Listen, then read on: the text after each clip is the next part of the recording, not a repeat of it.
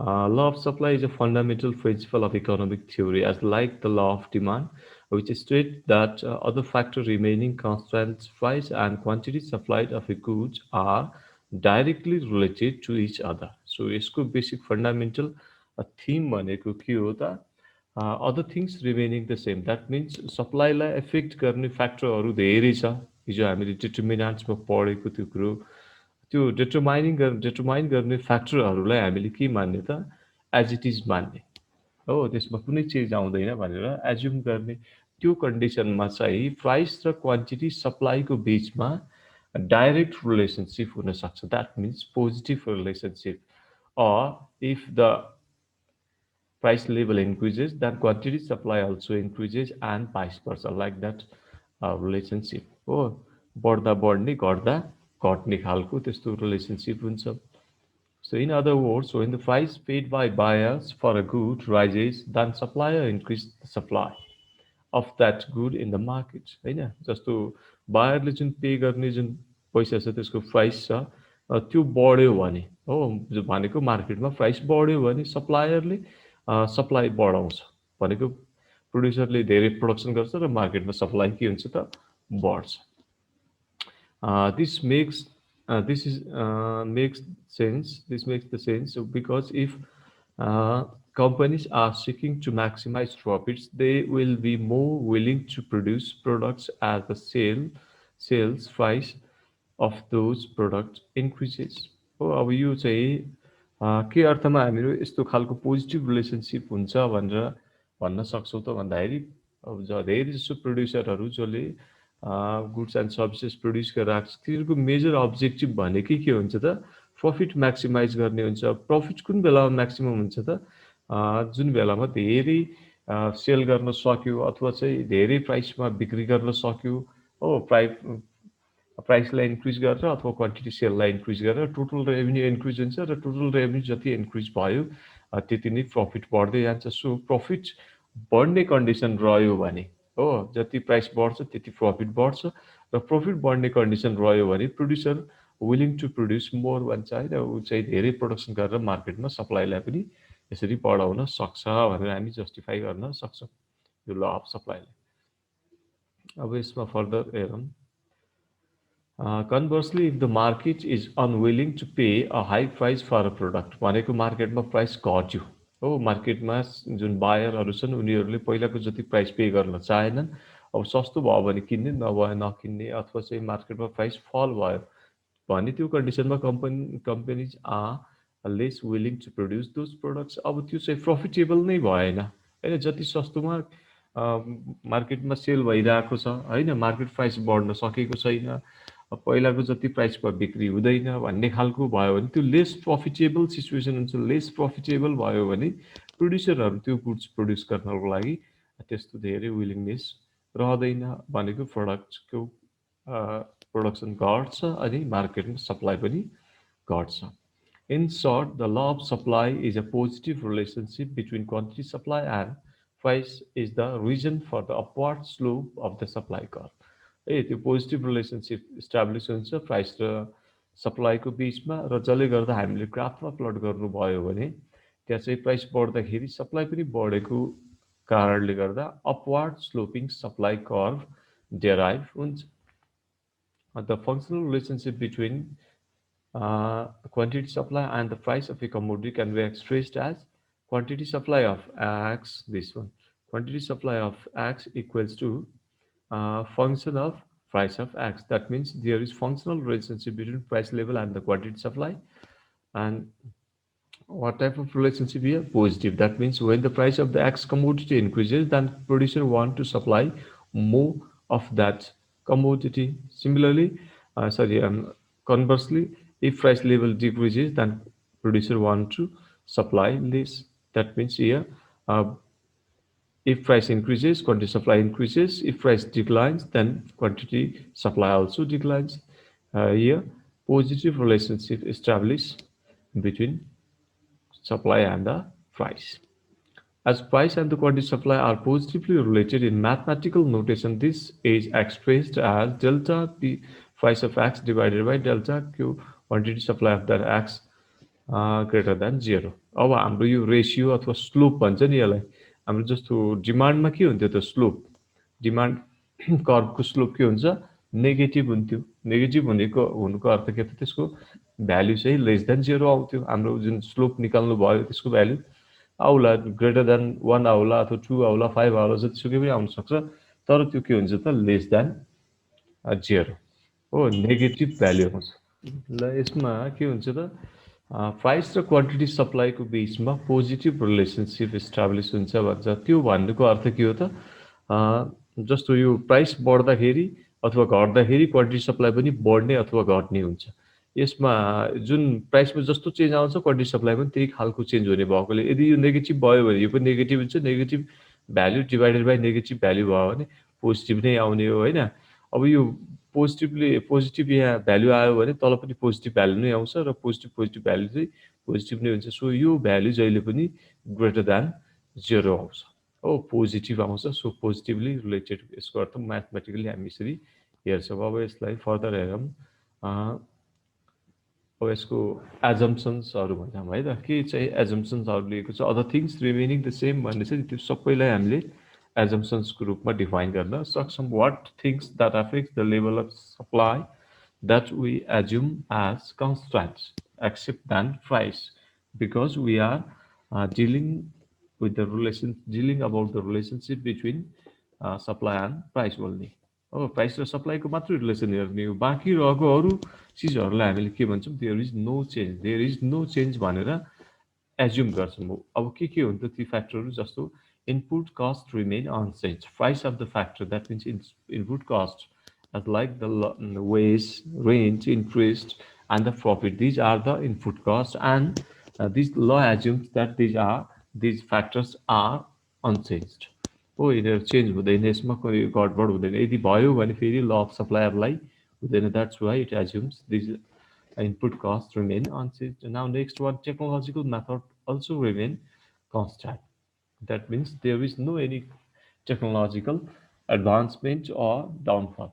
What the technology that we adopt to produce goods and services that remain constant during this explanation है, supply र प्राइसको relationship establish गर्ने बेलामा, देखाउने बेलामा हाम्रो जुन टेक्नोलोजी युज गरेको छौँ प्रोड्युस गर्नको लागि, त्यो टेक्नोलोजी पनि चेन्ज हुँदैन भन्छ। नभए के हुन्छ त, प्राइस र सप्लाईको बिचमा त्यो पोजिटिभ रिलेसनसिप देखिन पनि सक्छ, नदेखिन पनि सक्ला है। अब अर्को चाहिँ price of related, basically substitute goods also remain constant, त्यसलाई पनि हामीले कन्स्ट्यान्ट मान्नुपर्छ। किन भन्दा यो सबै के हो त, सप्लाईलाई एफेक्ट गर्ने फ्याक्टरहरू, अदर थिङ्स भनेको थियो नि, ती सबै अदर थिङ्सहरू हुन्, तिनीहरूलाई हामीले के भनेको छौँ, कन्स्ट्यान्ट हुन्छ भनेर एज्युम गरेको। Now next another one here, no change in climate, because supply also depends upon climate situation. Basically, agricultural production and their supply depends upon climate or the weather, favorable or unfavorable. That climate condition affects the level of supply. That's why we assume this climatic, there is no any climatic change. Another one here, no change in transport cost, because transport cost also affects the level of supply. Oh, transport cost बढ्यो भने घट्यो भने त्यसले पनि सप्लाईलाई effect गरेर हुन्छ। So हामीले transport कस्टमा पनि कुनै चेन्ज हुँदैन भनेर मान्छौँ। अर्को government policy, as we already discuss that subsidy and taxation policy, that type of government policy also remain unchanged. Next one here, no anticipation of prices by the seller. Oh, expectation or anticipation also affects the level of supply. Similarly, another one, no change in number of the firms in the market. हो, जो हामीले हिजो डिटर्मिनेन्ट्समा पढेको थियौँ, त्यो प्राइसभन्दा बाहेकको अरू determining फ्याक्टरहरूलाई हामीले constant मानेको छौँ, जस्तो नम्बर अफ फर्म्स हो, no change in objective of the firm होइन, यो sales maximisation of profit maximisation, त्यो अब्जेक्टिभले पनि के गर्छ त, एफेक्ट गर्छ।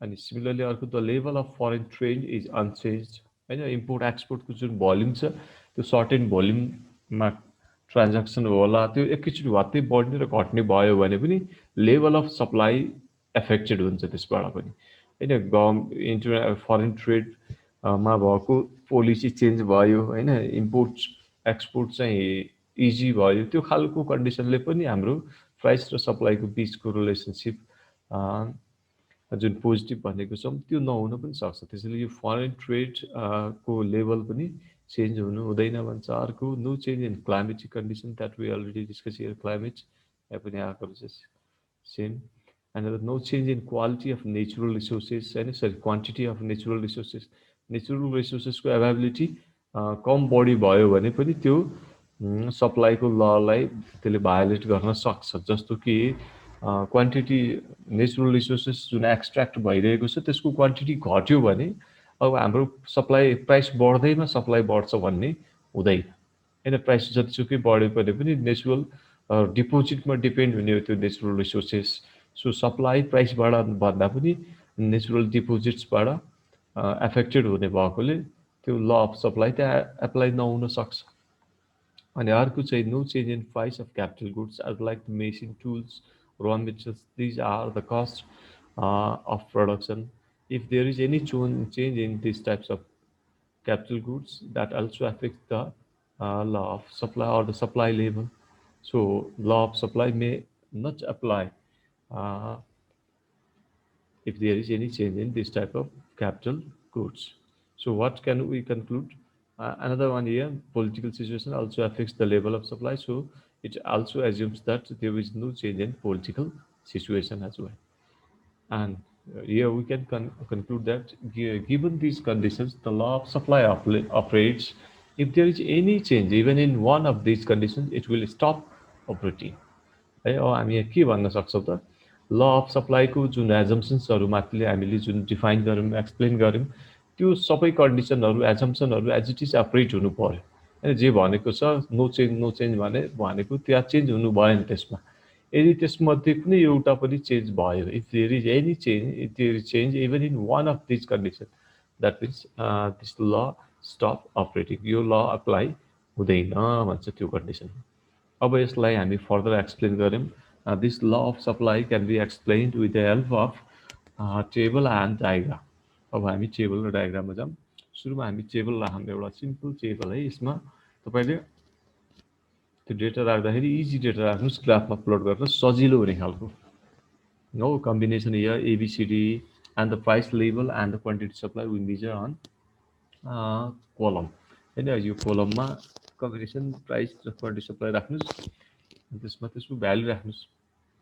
जस्तो हियर के देखाएको छ त यो टेबलले प्राइस लेभल इन्क्रिज भएको देखाएको छ 1 2 3 4 5 हो अब यो कन्डिसनमा क्वान्टिटी सप्लाई पनि के भएको देखिन्छ त इन्क्रिज भएको देखिन्छ अब हामी यहाँ के भन्न सक्छौँ त this table shows the positive relationship between price level and quantity supply when price level increased from 1 to 2 to 3 to 4 to 5 the quantity supply also increased from 100 to 200 to 300 to 400 to 500 respectively so here at low price rupees 1 quantity supply is also low that is 100 if price level increases from that rupees 1 to 5 that means at higher price rupees 5 the quantity supply also higher that is 500 हो यसरी हामी यसलाई explain गर्न सक्छौँ यो टेबललाई अनि अर्को तरिका जस्तो the A combination A shows at 1 rupees quantity supply is 100 similarly for combination point B shows at price rupees 2 quantity supply is equals to how much here 200 त्यो देखाएको छ अब यसलाई हामीले कन्क्लुडिङमा के भन्न सक्छौँ त पोजिटिभ रिलेसनसिप छ भन्ने अब यसलाई एक्सप्लेन हेरौँ explanation this table shows that when the price of say orange अब कुनै एउटा प्रोडक्ट मानौँ XY जुन कुनै माने पनि भयो orange is rupees 1 है 1 rupees छ or units 100 units are supplied हो यहाँ चाहिँ 1 रुपैयाँ प्राइस हुँदाखेरि सप्लाई कति भइरहेको छ त 100 भइरहेको छ if the price increases to rupees 2 होइन प्राइस 1 बाट कति भयो त 2 भयो the supply also increases to 200 units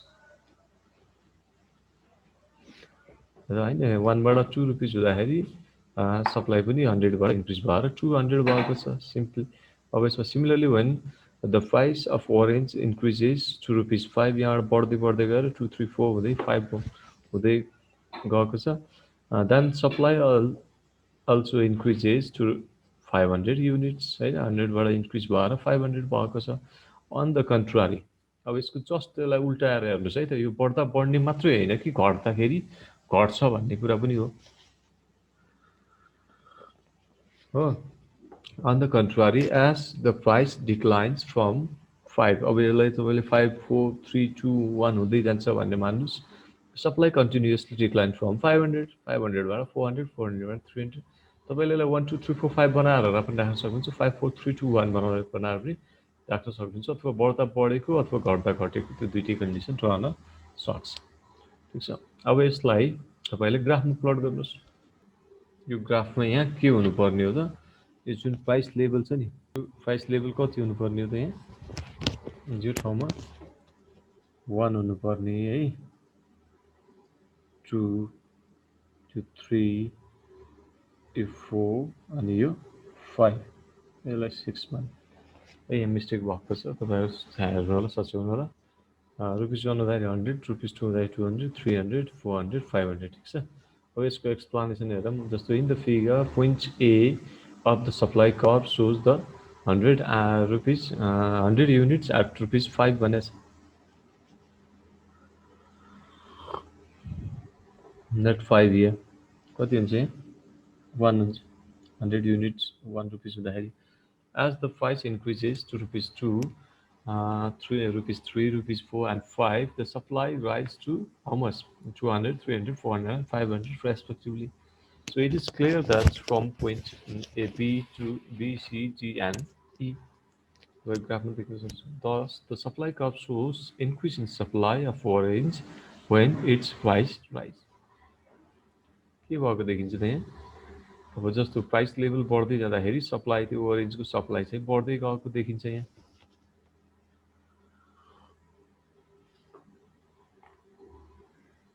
this indicates the positive relationship between price and supply. Simple. यहाँ केही पनि छैन यसको मेजर कुरा भनेको पोजिटिभ रिलेसनशिप हुन्छ केको बीचमा सप्लाई र प्राइसको बीचमा if other things remaining the same. What other things are? We already discussed about that. Other things like technology, climate, price of related goods, price of the factors, government policies, number of the seller. This assumes as constant here in this explanation. Oh, so this is the explanation of law of supply. Now, in which condition this law may not operate? Oh, जुन अब जस्तो हाम्रो law of supply ले के भन्छ त there is positive relationship between supply and the price level, but supply and price level may not have always the positive relationship. हैन सधैँभरि पोजिटिभ रिलेसनशिप हुन्छ नै भन्ने छैन अब कुन कन्डिसनमा पोजिटिभ रिलेसनशिप हुँदैन त अथवा चाहिँ कुन कन्डिसनमा ल अफ सप्लाईले भनेको कुरा भायोलेट हुन्छ कुन कन्डिसनमा ल अफ सप्लाई एप्लाई हुँदैन त त्यो त्यसलाई हामीले के भन्छौँ एक्सेप्सन हैन अपवाद ल अफ सप्लाईको अपवाद के ल अफ सप्लाईले सप्लाई र प्राइसको बीचमा पोजिटिभ रिलेसनशिप हुन्छ भनेको छ तर त्यो एप्लाई नहुने कन्डिसन पनि हुन सक्छ त्यसलाई हामीले के भन्छौँ एक्सेप्सन भन्छौँ हो exceptions of law of supply.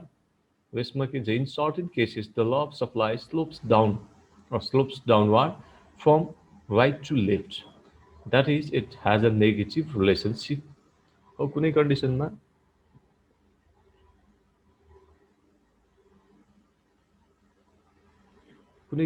के हुन सक्छ त ल अफ सप्लाई एप्लाई नहुने कन्डिसन पनि हुन सक्छ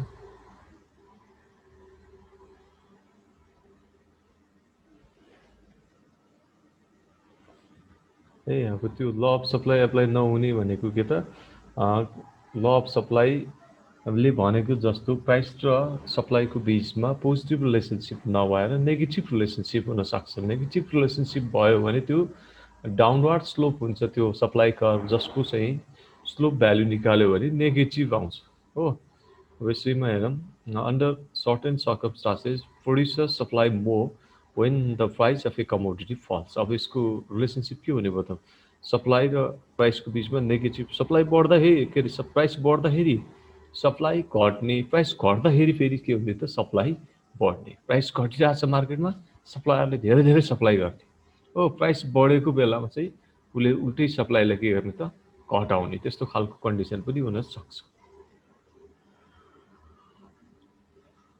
Many causes are attributed to the downward sloping supply curve. अब डाउनवर्ड स्लोप सप्लाई कर्भ किन हुन्छ त त्यसको बारेमा हेरौँ पोइन्ट्सहरू छ. अब यसमा एक्सपेक्टेसन रिगार्डिङ फ्युचर प्राइसेस हो. अब यहाँ चाहिँ एन्टिसिपेसन हुन थाल्यो. प्रोड्युसरले अथवा सप्लायरले अथवा सेलरले के गर्न थाल्यो, फ्युचर एक्सपेक्ट गर्न थाल्यो भने त्यो कन्डिसनमा ल अफ सप्लाई अप्लाई नहुन पनि सक्छ. जस्तो when the seller expect prices to rise in the future, then they may adopt wait and watch policy and withhold their supply of goods. अब जस्तो फ्युचरमा प्राइस बढ्छ जस्तो कुनै सप्लायरलाई प्रोड्युसरलाई लाग्यो भने उसले के गर्छ त एकछिन कुर्छ केही समय. अहिले नै सप्लाईलाई उसले तुरुन्तै बढाउँदैन. किन भन्दाखेरि भोलिको दिनमा फेरि प्राइस बढ्छ जस्तो लाग्यो भने त उल्टै के गर्छ हामी कहाँ त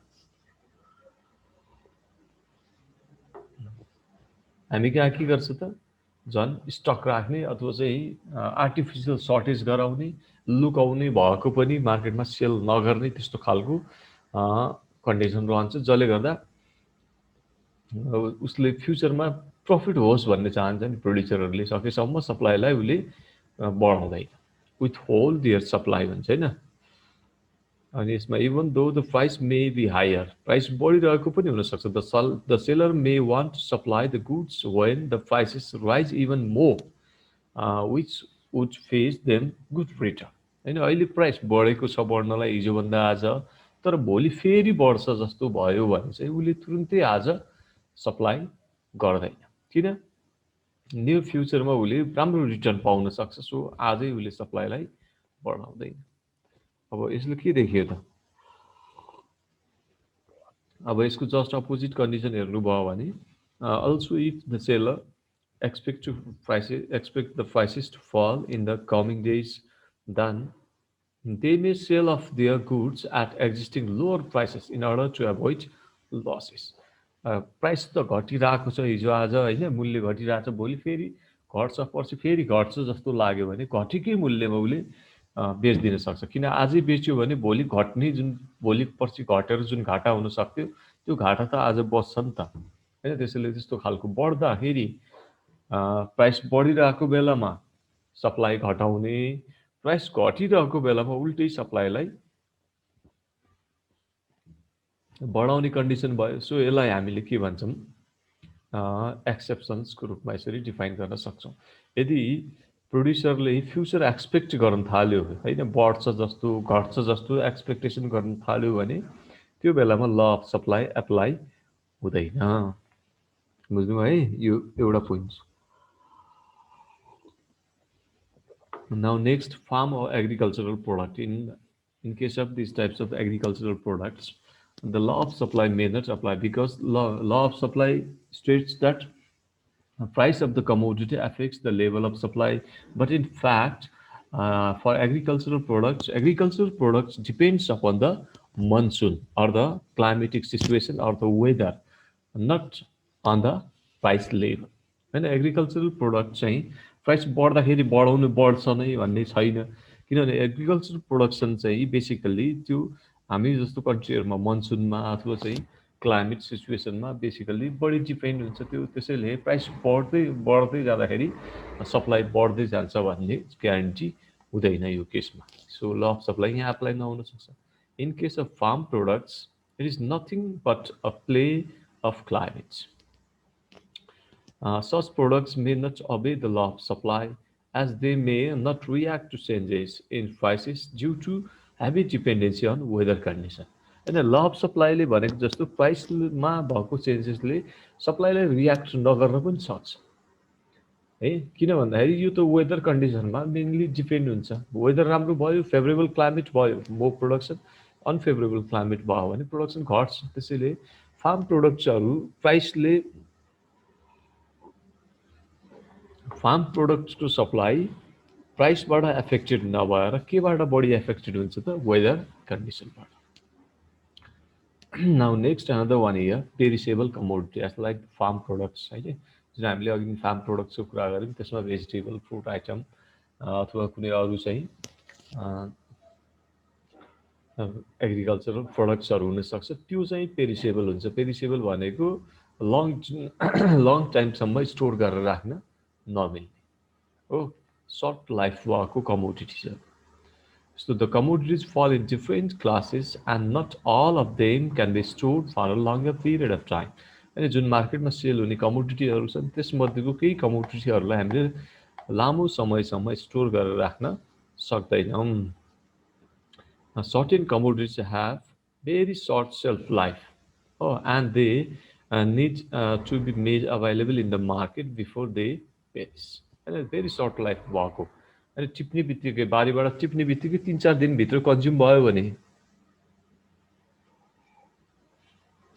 त्यसबाट हामी सेटिस्फ्याक्सन अथवा चाहिँ युटिलिटी लिन सक्छौँ। तर यदि त्यो 2-3 दिनभित्रै त्यो यदि चाहिँ बिक्री भएन, मार्केटमा सेल भएन भने त्यो डिस्ट्रक्ट भएर जाने त्यस्तो खालको डिस्ट्रक्टिबल कमोडिटी हुन सक्छ। The common example of perishable goods के त फ्रुट्स, सी, प्रोड्युस, फ्लावर होइन, meat, vegetable, these goods are perishable goods. So here for this, so for such goods, the sellers cannot simply wait for a longer time and supply these in the market even when the prices are not rising. And the price बढिरहेको बेलामा मात्रै supply बढ्छ भन्ने छैन। Agricultural supply basically क्लाइमेटमा depend हुने भएकोले अनि अर्को कुरा एग्रिकल्चर प्रोडक्टलाई हामीले लङ टाइमसम्म स्टोर गरेर राख्न नसक्ने भएकोले अब प्राइस नबढे पनि भने पनि मार्केटमा उसले सेललाई बढाउनै पर्छ। किनभने सेल बढाएन भने भोलि त्यसको भ्याल्यु घट्दै जान्छ अनि घट्दै गयो भने फेरि जुन घट्ने मात्रै होइन त्यो कमोडिटी नै डिस्ट्रोय हुने खालको कन्डिसनमा रहन्छ। त्यसबाट त्यो पेरिस भएर भ्यानिस भएर जाने सम्भावना रहन्छ। द्याट्स वाइ उसले प्राइस नबढे पनि सेललाई बढाउनु पर्ने हुनसक्छ। इभन अब प्राइस घटिरहँदाखेरि पनि उसले सेललाई बढाउनु पर्ने हुन्छ। किन भन्दाखेरि एग्रिकल्चर प्रोडक्ट तपाईँ बिहानतिर मर्निङमा फ्रेस हुँदाखेरि एउटा भ्याल्यु हुन्छ, त्यसको प्राइस हुन्छ। डे टाइममा त्यो अलिकति त्यसको भ्याल्यु अलिक कम होला अनि साँझतिर त्यो भएको स्टकलाई क्लियर गर्नुपर्ने भयो भने ल यतिमा 2 केजी नै लैजा भन्ने खालको कन्डिसन रहन्छ। त्यो भनेको के त प्राइस घटिरहेको बेला पनि उसले सप्लाईलाई उल्टे के गरेर हुन्छ बढाइरहेको हुन्छ। ल अफ सप्लाई त्यहाँ एप्लाई भयो त भयो यो। अनि अर्को चाहिँ आउट अफ फेसन गुड्स होइन, अब जस्तो fear of out of fashion भनौँ।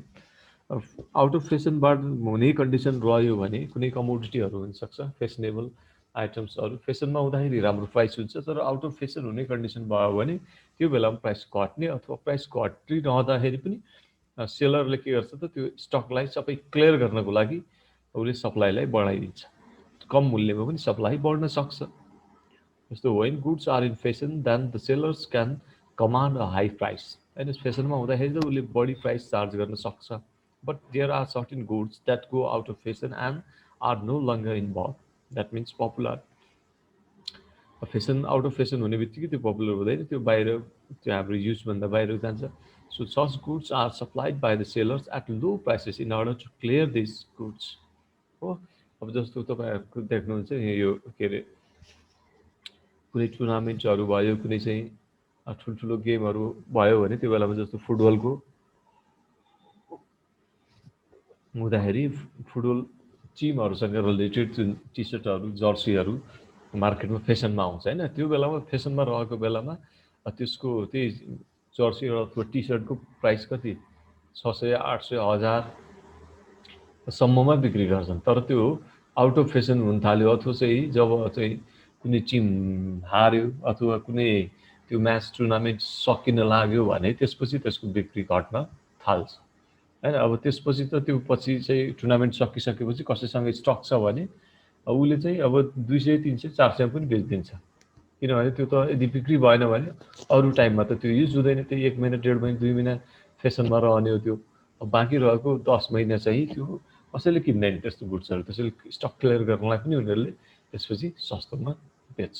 इकोनोमिक स्लो डाउन मिन्स अब इकोनोमिक डिप्रेसनको सिचुएसन जस्तो अहिलेको कन्डिसनलाई तपाईँले इकोनोमिक स्लो डाउनको रूपमा डिफाइन गर्न सक्नुहुन्छ होइन। अहिले किन भन्दाखेरि ठुल्ठुलो म्यानुफ्याक्चरिङ इन्डस्ट्रीहरू अथवा कम्पनी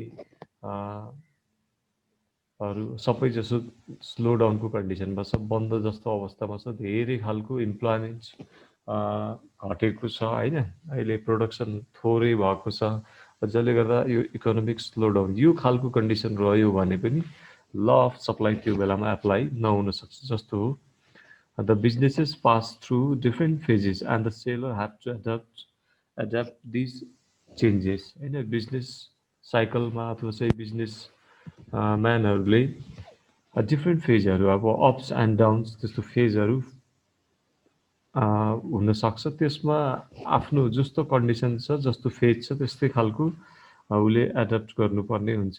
जस्तो during the low economic phases, जस्तो कि लो इकोनोमिक फेजेस अथवा डाउन फलको कन्डिसन छ भने during the low economic phases, the seller may not have advantages of high prices, and hence during such tough times, goods are sold even when they do not witness price rise in order to recover their cost. अहिले downfall भइरहेछ, economic depression चलिरहेको छ, economic सिस्टममा production घटिरहेको छ, employment घटिरहेको छ, income level घटिरहेको छ होइन मार्केटमा, भने त्यो कन्डिसनमा अब त्यो त सेलरको लागि पनि अथवा प्रड्युसरको लागि पनि एउटा टफ टाइम हो। त्यो बेलामा गुड्सहरू सोल्ड गरिन्छ। अब एटलिस्ट उनीहरूले प्रोडक्सन गरेको कमोडिटीहरूको कस्ट रिकभर हुने गरी मात्रै पनि हो। अब जस्तो अस्ति अस्ति तपाईँहरूले सुन्नुभएको थियो होला, लकडाउन टाइम पिरियडमा धेरै जसो फार्मरहरूले जुन एग्रिकल्चरल प्रोडक्टहरू प्रड्युस गरेको थियो मार्केटसम्म लान नपाएर लो प्राइसमै लोकल लेभलमै बेचेको अथवा चाहिँ बिक्री नभएको उनीहरूले त्यो डस्टिङ गरेको होइन, त्यो व्यवस्थापन त्यो फालेको भनौँ, त्यस्तो खालको कन्डिसन पनि रहन सक्छ। अब त्यो बेलामा के हुन्छ त, त्यस्तो कन्डिसनमा उनीहरूले आफ्नो कस्ट अफ प्रोडक्सन मात्रै पनि रिकभर हुने भयो भने प्रफिटको कुरै छैन होइन, थोरै प्राइसमा पनि उनीहरूले सेल गर्न बाध्य हुन्छन्। So the law of supply is not applicable in this case होइन। अब थोरै प्राइसमा पनि धेरै सेल गर्नुपर्ने अथवा चाहिँ उनीहरूको स्टकलाई क्लियर गर्नुपर्ने त्यो खालको कन्डिसन हुनसक्छ इकोनोमिक स्लो डाउन चलिरहेको बेलामा। अनि अब अर्को नेक्स्ट एक्जाम्पल के अरे अर्को पोइन्ट छ चेन्ज इन बिजनेस होइन, कसैले एउटा बिजनेसबाट अर्को बिजनेसमा सिफ्ट गर्न लाग्यो हो, एउटा खालको म्यानुफ्याक्चरिङ इन्डस्ट्रीलाई अब अर्को खालको म्यानुफ्याक्चरिङ इन्डस्ट्रीमा कन्भर्ट गर्न थाल्यो अथवा चाहिँ अपग्रेड गर्यो भने त्यो कन्डिसनमा पनि उसले आफूसँग आफ्नो बिजनेस अथवा चाहिँ त्यसको प्रोडक्सन सबै क्लियर गर्नुपर्ने हुन्छ even at the low price. So it may happen that the seller may plan to enter into an entirely new area of business by exiting the current one. हो, नयाँ business उसले start गर्न थाल्यो, उसले पहिला already business गरिरहेको थियो तर त्यो बिजनेसबाट उसले सिफ्ट गरेर नयाँ इन्टायरली न्यू बिजनेसमा उसले सिफ्ट गर्न थाल्यो भने के हुन्छ त, so when the present business is on the verge of closure, then the seller may sell the goods at lower prices simply to clear them off है। अब यहाँ के गर्छ त, उसले बिजनेस सिफ्ट गर्दाखेरि जुन गुड्स एन्ड सर्भिसेस पुरानो म्यानुफ्याक्चरिङ इन्डस्ट्रीमा कम्पनीमा अथवा त्यो बिजनेसमा प्रड्युस भएको थियो त्यो गुड्सलाई उसले के गर्छ अब सेल गर्छ होइन। सेल गर्दाखेरि अब उसले लोवर प्राइसमा पनि हाई सेल गर्न सक्छ, किन भन्दाखेरि उसले क्लियर गर्नु छ त्यो सबै कमोडिटीहरूलाई क्लियर गर्नु छ। सो बिजनेस चेन्ज गर्दाखेरि पनि यसरी प्रड्युसरहरूले के गर्न सक्छ, सेलरहरूले के गर्न सक्छ त, लो प्राइसमा हाई सप्लाई गर्न सक्छ। अब लो प्राइसमा हाई सप्लाई गर्ने भनेको त ल अफ सप्लाईको जस्ट अपोजिट कन्डिसन हो। सो त्यो पनि एउटा exceptional case. So here true law of supply is not followed भन्छ। अब अर्को पोइन्टमा हेरौँ, इमिडिएट रिक्वायरमेन्ट अफ फन्ड्स होइन, कसैलाई तुरुन्तै अब फन्ड चाहियो, पैसा आवश्यकता पर्यो भने उसले के गर्न सक्छ त, त्यो बेलामा simple, the seller may face a time when he is in immediate need of funds. At such situation, he or she may supply the goods in the market even at lower prices होइन। पैसा तुरुन्तै चाहियो भने त अब पैसा घटाएर पनि लो प्राइसमा पनि उसले धेरैभन्दा धेरै बिक्री गर्न सक्छ। लो प्राइसमा हाई सेल गर्ने अथवा सप्लाई गर्ने भनेकै ल अफ सप्लाईको जस्ट अपोजिट कन्डिसन भयो।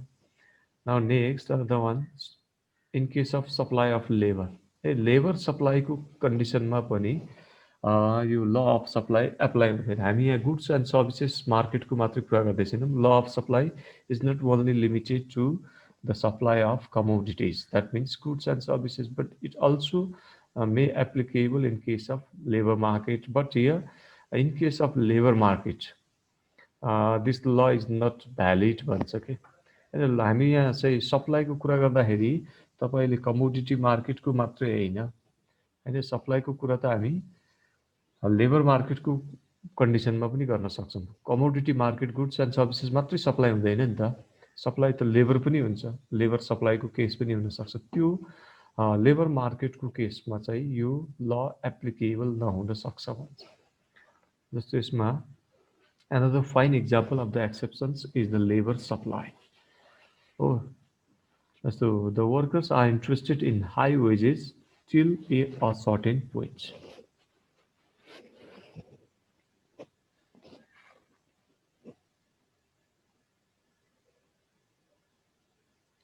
जस्तो मार्केटमा नयाँ लेबरहरू इन्ट्री गर्छ अथवा अलरेडी एक्जिस्टिङ जुन लेबर छ तिनीहरूले पहिलाभन्दा धेरै वर्किङ आवर अथवा वर्किङ आवरलाई तिनीहरूले बढाउँछ, होइन। Interested in high wages till a certain point, लेबरको सप्लाई बढ्छ, वर्करहरू इन्ट्रेस्टेड हुन्छ एउटा लेभलको वेजेससम्म, वेज बढ्दै जाँदाखेरि एउटा लेभलसम्म लेबर सप्लाई बढ्दै जान्छ।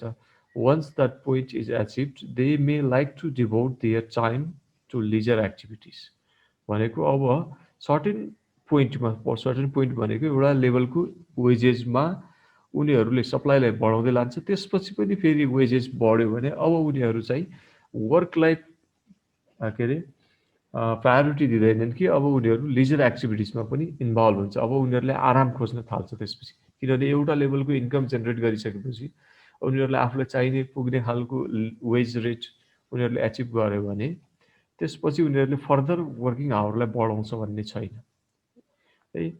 अब यस्तो कन्डिसनमा के हुन्छ, so after a particular point the workers may no longer interested in higher wages, अब उनीहरू लिजर खोज्छ भन्नुको अर्थ के त, अब हायर वेजेसमा खासै उनीहरू इन्ट्रेस्टेड छैनन्। This simply means that initially the supply of labour is directly related to the wages, सुरुमा चाहिँ डाइरेक्टली रिलेटेड हुन्छ सप्लाई अफ लेबर। जस्तो वेजेस बढ्दै जाँदाखेरि लेबरको सप्लाई पनि सुरुमा बढ्दै जान्छ हो। But after a certain level, the relation between wages and supply of labor turns inversely related. त्यसपछि फेरि वेजेस बढ्दै गयो भने अब लेबर अफ सप्लाई बढ्ने होइन घट्ने हुन्छ। त्यसैले ब्याकवर्ड बेन्डिङ सप्लाई कर्भ भन्ने गरिन्छ कि है। यो सप्लाई कर्भ चाहिँ in case of labour market the supply curve is backward bending भन्छ। जस्तो यसमा सिम्पल एउटा यहाँ हेरौँ, यतापट्टि हामी के त वेजेस मेजर गर्छौँ, वेज अफ द लेबर है। कमोडिटी भएको भए प्राइस हुन्थ्यो होइन, त्यसको एक्सचेन्ज भ्याल्यु मेजर गर्ने त्यो प्राइस भयो। अनि तर लेबर सप्लाईको कुरा गर्ने हो भने यहाँ हामी वेज राख्छौँ। सो यो supply of labour, here we measure supply of labour. So initially if wage rate increases, wage rate सुरुमा बढ्दै गयो भने के हुन्छ त, सुरुमा लेबर सप्लाई यसरी बढ्दै जान्छ होइन। वेज रेट इन्क्रिज भयो, लेबर सप्लाई पनि के भयो त इनिसियली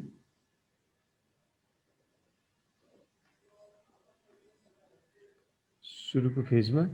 जस्तो यहाँ वेज रेट इन्क्रिज भएको छ होइन, वेज रेट इन्क्रिज हुँदाखेरि सप्लाई अफ लेबर पनि के भयो त इन्क्रिज भयो। त एउटा सर्टेन पोइन्टसम्म, किन भन्दाखेरि उनीहरूको मिनिमम रिक्वायरमेन्ट पुरा भएको थिएन हो। अब यहाँ सप्लाई अफ लेबर भनौँ अथवा यहाँ चाहिँ वर्किङ आवर भन्नुहोस्, तपाईँ जे भने नि हुन्छ वर्क टाइम पिरियड।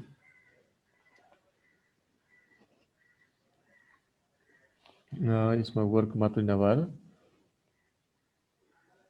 यहाँ वर्क प्लस लिजर दुइटै राख्नुहोस् है। डब्लु भनेको वर्क हो अनि आइएल भनेको लिजर है तपाईँले अरू। अब यहाँ सुरुको केसमा वेज रेट बढ्दै गएको छ, यहाँ वेज रेट इन्क्रिज हुँदै गएको छ, त्यो बेलामा सप्लाई अफ लेबर पनि बढ्दै गएको छ। तर एउटा सर्टेन पोइन्टमा पुगिसकेपछि अब उसलाई आवश्यक पर्ने वेज रेट पुग्यो, उसलाई महिनाभरिको तलब आरामले, जस्तो नेपालीहरूको अहिले नेपालीहरू किन चाहिँ 8 घन्टा 10 घन्टा ड्युटी गर्छन् त विदेशमा गएर, किन भन्दाखेरि उनीहरूको मिनिमम वेज रेट अथवा चाहिँ आफ्नो जुन मिनिमम लिभिङ स्ट्यान्डर्ड मेन्टेन गर्नलाई आवश्यक पर्ने रकम उनीहरूले आवश्यक पाउँदैन। त्यसैले उनीहरूले 6 घन्टा, 8 घन्टा, 10 घन्टा, 12 घन्टा, 14 घन्टासम्म पनि इभन ड्युटी गर्ने गर्छ। तर अब वेज रेट इन्क्रिज हुँदै गयो भने त्यो बेलामा सर्टेन लेभलसम्म सप्लाई अफ लेबर बढ्दै जान्छ। तर एउटा पोइन्ट पछि अब उसलाई आवश्यक पर्ने लेबर के अरे वेजेस उसले पाइसकेपछि अब फर्दर उसले सप्लाई गर्दैन भनेको। अब यसपछि पनि वेज रेट इन्क्रिज भयो भने यस्तो खालको है, यो ब्याकवर्ड बेन्डिङ सप्लाई कर्भ। अब यहाँ वेज रेट त इन्क्रिज भएको छ, तर वेज रेट इन्क्रिज हुँदाखेरि यहाँ के भयो त, लेबर सप्लाई नबढ्न सक्छ। लेबर सप्लाई उल्टे के भयो, अब यहाँ घट्यो होइन। वेज रेट इन्क्रिज हुँदै जाँदाखेरि अब यहाँ लेबर सप्लाई तपाईँ हेर्नुहोस्, यहाँ पनि वेज रेट बढेको, तर अब यहाँ वेज रेट बढ्दाखेरि यो लेबर सप्लाई घट्यो। सो एउटा सर्टेन पोइन्टसम्म भन्नुहोस्, सर्टेन पोइन्टसम्म के हुन्छ त, वर्कलाई प्रिफर गर्छ है। त्यसपछि पनि फेरि यदि वेज रेट बढ्यो भने अब वर्कभन्दा उसले लिजरलाई प्रिफर गर्छ। किन भन्दाखेरि उसको वेज रेट त उसलाई पाउने वेज रेट त पाइहाल्छ, किन सप्लाई बढाउने होइन। अब जस्तो 10 घन्टा काम गर्ने मान्छेले अब 8 घन्टा मात्रै काम गर्ने भयो, 2 घन्टा उसले अब आराम खोज्ने भयो, यस्तो खालको हुन्छ। यो चाहिँ लेबर सप्लाईको केसमा भनेर इकोनोमिस्टहरूले यसलाई क्रिटिसाइज गरेको छ। सो यो ल अफ सप्लाई जुन छ त्यो कमोडिटी मार्केटमा एप्लाई हुनसक्छ, but not in the labor market. Initially, there may be positive relationship between what wage rate and the supply of labor, but up to certain point, when the wage rate increases, supply declines or supply falls, because uh, at high wage level of wages, labor may not prefer work. They substitute that working time for pleasure होइन। अब उनीहरूले high wage rate हुँदै गएर धेरै high wage rate भयो भने अब उनीहरूले काम गर्नुको सट्टा के गर्छन् त, आराम खोज्छन्। त्यसैले यो ल अफ सप्लाई यो के अरे लेबर सप्लाईको केसमा एप्लाई नहुन सक्छ भनेर यसरी यसलाई क्रिटिसाइज गरेको छ।